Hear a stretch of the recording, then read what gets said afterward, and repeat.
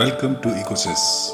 Today you'll learn how to turn farm residues, tree prunings, areca nut husks, corn stalks, coconut shells into valuable biochar. This soil amendment boosts your yields, improves water retention, and earns you carbon credits under the Global Artisan C-Sink program. Only use sustainably sourced residues, farm leftovers, nut shells, or sawdust.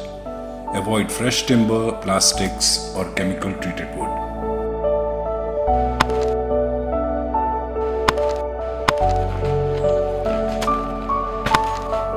Dry your feedstock to below 20% moisture.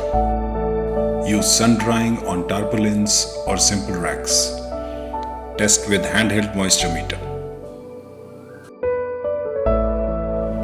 Locate your kiln on cleared level ground. Build a small lumber layer at the bottom and light gently.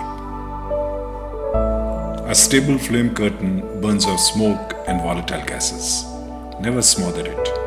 Add small batches to maintain a continuous front.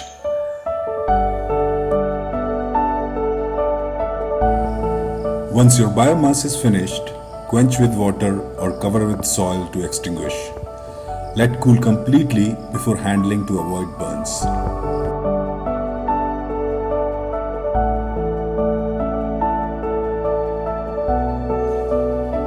Measure bulk density using a simple volume method and record the weight. Take a small sample for lab analysis of carbon content and HC ratio. Scan each bag's label into the Artisan app. Enter weight, batch ID, and photo.